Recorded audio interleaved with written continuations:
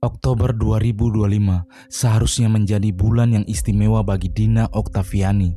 Namun, di balik bulan yang istimewa dan di tengah sunyinya malam, sebuah tragedi berdarah terjadi di malam itu.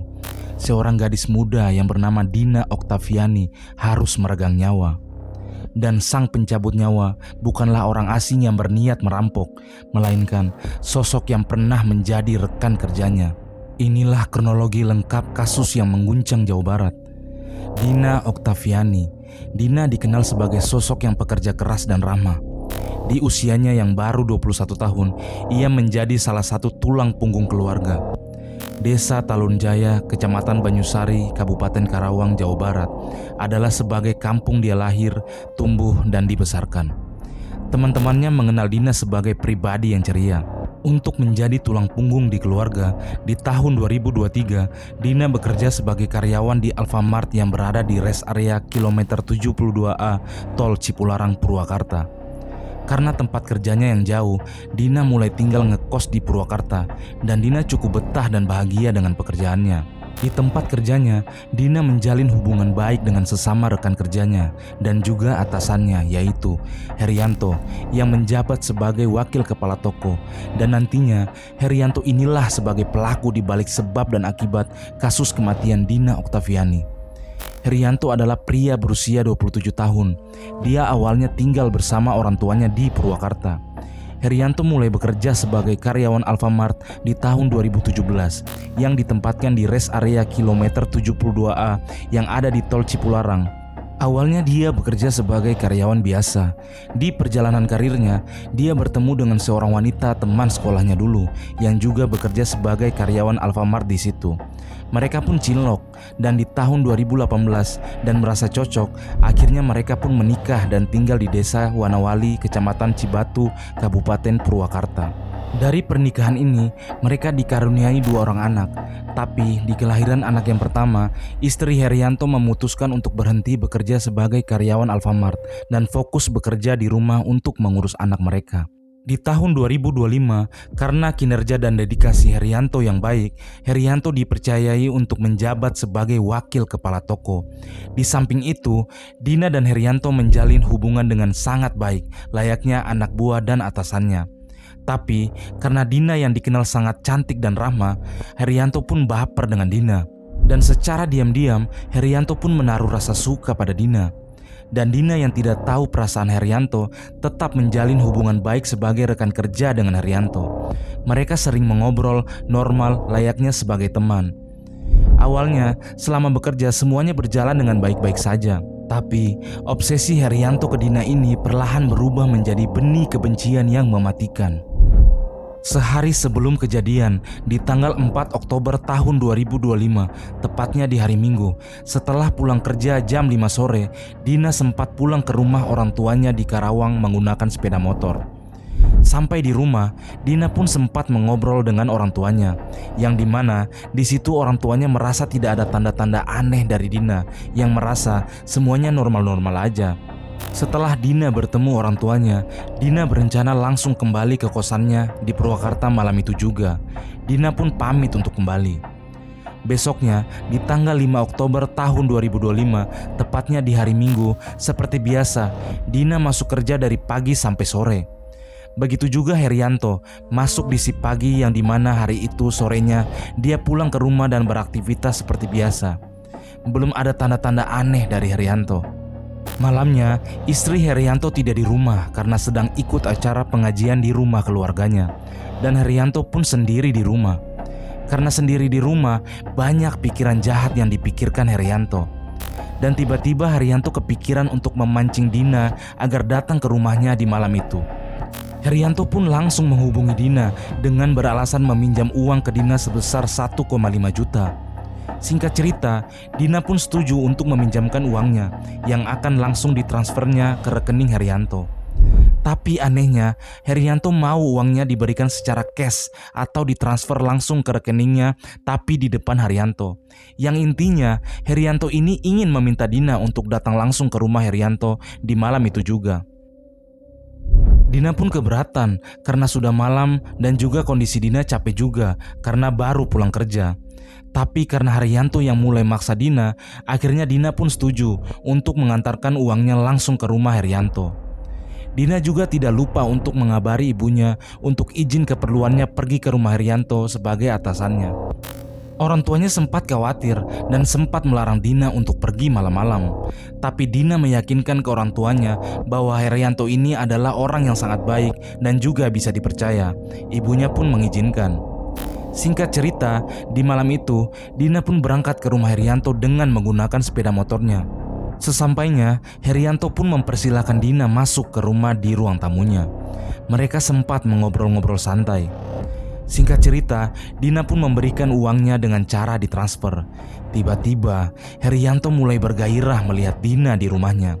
Dengan kondisi rumahnya yang kosong, Haryanto pun langsung memeluk Dina. Dina pun kaget dan langsung berusaha memberontak melepaskan diri. Dan bahkan Dina langsung melawan, tapi Haryanto justru makin kencang pelukannya dengan memiting tubuh Dina. Dina yang panik pun mulai berteriak. Haryanto pun langsung membekap tubuh dan wajah Dina sampai Dina pun melemah karena kehabisan nafas. Karena dilihat Dina sudah tidak bergerak, Haryanto pun langsung memulai aksinya dengan melakukan tindakan asusila ke Dina.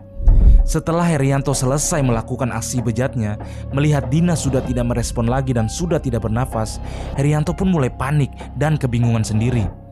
Dan di tengah kebingungannya, Haryanto pun langsung mengambil perhiasan yang digunakan Dina yang berupa kalung, anting, cincin, jam tangan dan juga 2 HP yang dibawa Dina.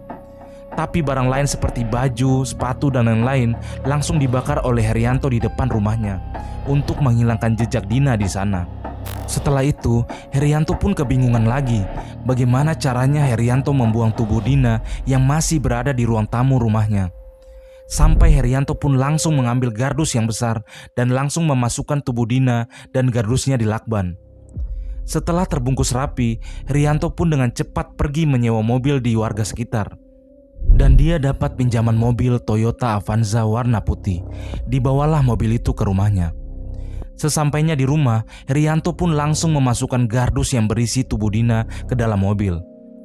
Setelah beres, Haryanto pun langsung menghubungi 2 temannya untuk saat itu juga datang ke rumahnya dengan alasan meminta bantuan. Kedua temannya yang tidak tahu apa-apa langsung datang ke rumah Haryanto. Setelah kedua temannya sampai, Haryanto pun menunjukkan gardus yang berisi tubuh Dina yang berada di dalam mobil. Yang katanya gardus itu berisi seekor babi mati. Dan yang katanya juga babi itu adalah kiriman goib dari orang lain yang harus dibuang. Haryanto pun meminta bantuan kedua temannya untuk membuang gardus itu. Temannya yang percaya dan juga sudah datang ke rumah Haryanto pun langsung setuju.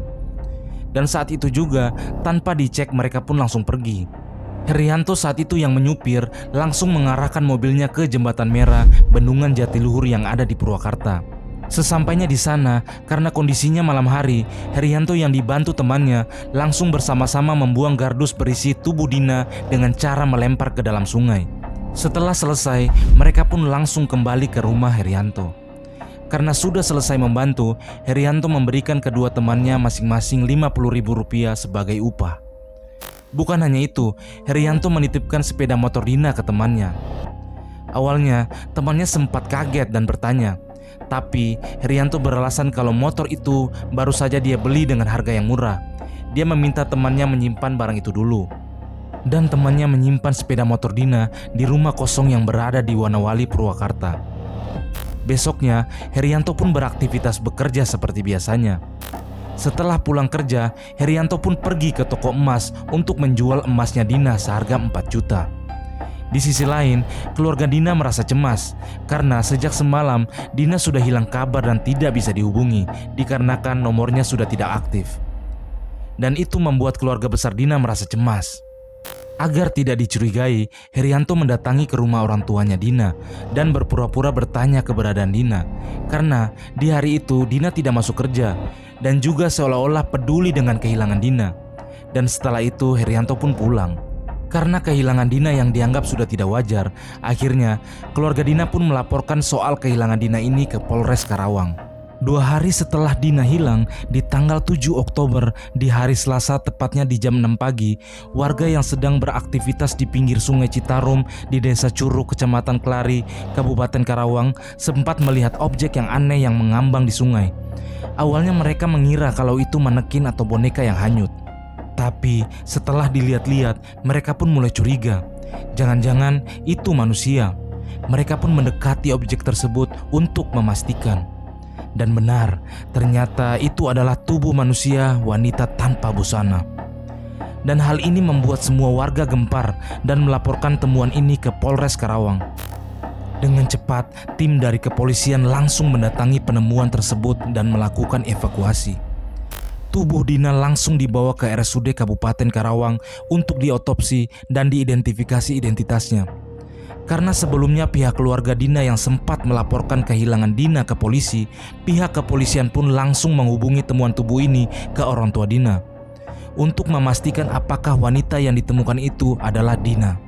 Karena ini, keluarga Dina pun mendatangi RSUD Kabupaten Karawang. Dan setelah dilihat, ternyata benar, ini adalah tubuh Dina. Ini membuat seluruh keluarga Dina syok dan lemas.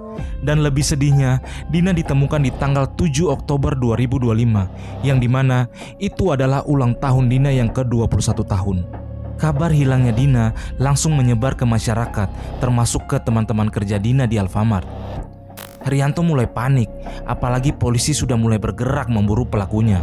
Herianto kembali sempat mendatangi rumah orang tua Dina di Karawang, di mana dia bersandiwara, berpura-pura terpukul dengan apa yang terjadi dengan Dina.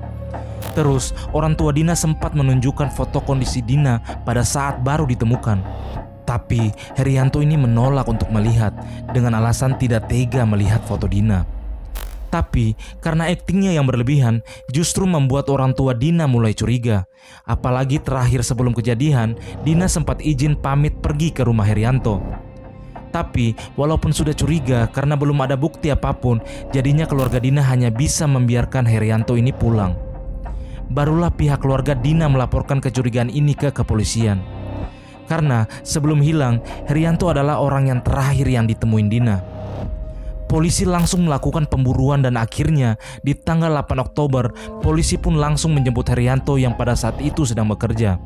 Saat mau dibawa, Herianto ini sempat memohon ke polisi dengan mata yang berkaca-kaca untuk mengamankan anak dan istrinya di rumah, karena Herianto takut rumahnya didemo oleh warga. Herianto pun langsung dibawa ke Polres Karawang untuk diinterogasi. Di Polres Karawang, Herianto mengakui kalau dialah pelaku yang sudah menghabisi Dina dan juga mengaku dibantu oleh kedua orang temannya untuk membuang tubuh Dina. Jadinya, kedua temannya pun sempat ditahan dengan berstatus sebagai saksi. Sedangkan Herianto, walaupun dia sudah mengakui sebagai pelaku, tapi saat diperiksa, dia masih berbohong. Dia bilang kalau dia tidak berencana menghabisi Dina di rumahnya. Yang mana pengakuannya di malam kejadian, Dina ini datang ke rumahnya karena Dina minta diantarkan ke orang pintar yang ada di sana. Dan katanya sebelumnya Dina ini sempat galau karena baru putus dengan pacarnya. Makanya dia minta diantarkan orang pintar agar bisa melupakan pacarnya. Tapi pada saat di rumahnya, Herianto gelap mata karena melihat perhiasan yang dipakai oleh Dina. Karena itu dia pun sampai melakukan semua hal keji itu ke Dina. Awalnya itulah pengakuannya supaya terhindar dari pasal berencana, karena memang hukumannya jauh lebih berat. Ibu Dina yang mendengar pengakuan bohong Herianto ini langsung tidak terima dan langsung ke kantor polisi untuk melaporkan bahwa Herianto ini sudah bohong, karena sebelumnya Dina sempat menghubungi ibunya untuk pamit ke rumah Herianto untuk mengantarkan uang. Karena katanya Herianto ini ingin meminjam uang ke Dina sebesar 1,5 juta rupiah. Awalnya ibunya tidak mengizinkan karena saat itu sudah malam hari, apalagi untuk mengantarkan uang ke Herianto, padahal Herianto yang mengutang. Makanya Dina sempat menawari ke Herianto kalau uangnya ditransfer saja. Tapi Herianto menolak dan memaksa untuk Dina datang ke rumahnya untuk mengantarkan uangnya. Walaupun sampai di sana, uangnya tetap ditransfer juga. Karena ini, polisi langsung melakukan penyelidikan ulang dan terungkap pernyataan awal Herianto memang berbohong. Dan menurut teman-teman kerjanya, Herianto ini memang benar sudah lama suka dengan Dina. Dan semua ini terjadi di rumah Herianto, yang pada saat itu di rumah Herianto sedang kosong, yang artinya semua ini terjadi bukan karena kebetulan, tapi sudah ada rencana di baliknya untuk memanfaatkan rumahnya yang kosong. Dengan ini, Herianto dijerat dengan pasal berlapis, pasal 340 KUHP, pasal 338 KUHP, pasal 356 KUHP, pasal 351 ayat 3 KUHP, dan pasal tindakan kekerasan asusila dengan ancaman 20 tahun penjara, penjara seumur hidup, atau hukuman mati. Dan itu masih terancam. Karena sampai sekarang kasusnya belum divonis karena pihak kepolisian masih melakukan penyelidikan yang mendalam. Semoga dia dihukum seadil-adilnya dan seberat-beratnya.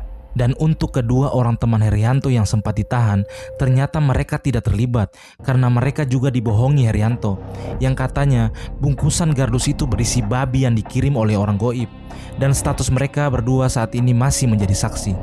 Sampai saat ini, polisi masih melakukan penyelidikan mendalam, tapi apapun itu, yang penting pelakunya sudah ditangkap dan kasusnya sudah terungkap untuk keadilan Dina.